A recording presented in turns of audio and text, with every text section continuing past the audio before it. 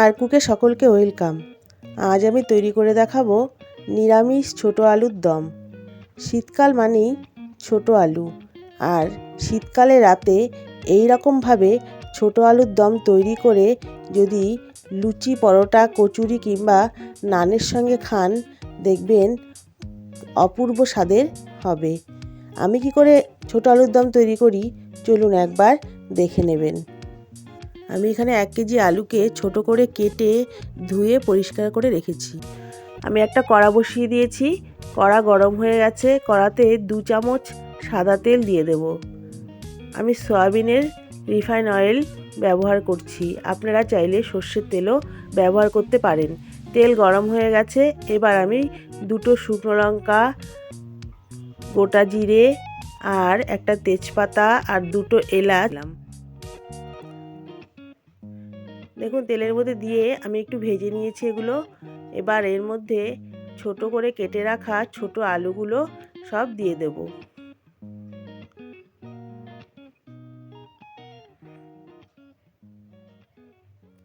সব আলুগুলোকে আমি কড়ার মধ্যে তেলে ভেজে নেব।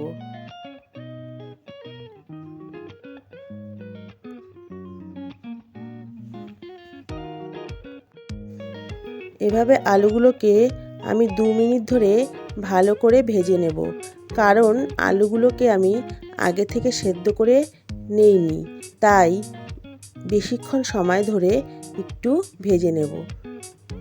দেখুন ভাজা অনেকটাই হয়ে এসেছে। এবার আমি 1 চামচ লবণ আর 1 চামচ হলুদ দিয়ে দিলাম।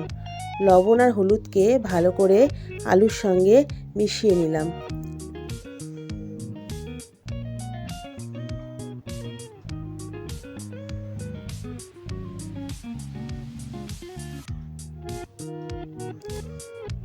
লবণ হলুদ মেশানো হয়ে গেছে। এবার আমি জিরের গুঁড়ো দিয়ে দিলাম 1 চামচ। জিরের গুঁড়োটাকেও ভালো করে আলুর সঙ্গে মিশিয়ে নেব।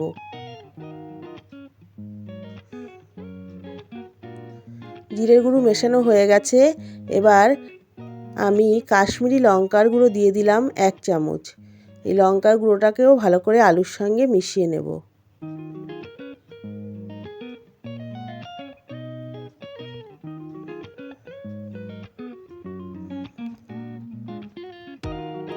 এবার আমি আদা আর কাঁচা লঙ্কা পেস্ট করে রেখেছিলাম, আদা আর কাঁচা লঙ্কা দিয়ে দিলাম আলুর মধ্যে। আদা কাঁচা লঙ্কাকেও ভালো করে আলুর সঙ্গে মিশিয়ে নিলাম।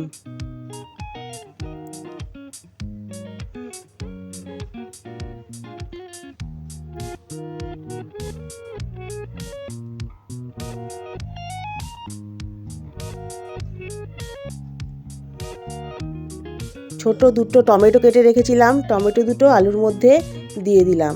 সমস্ত উপকরণগুলো আমি 5 থেকে 7 মিনিট এইভাবে ভালো করে কষিয়ে নেব।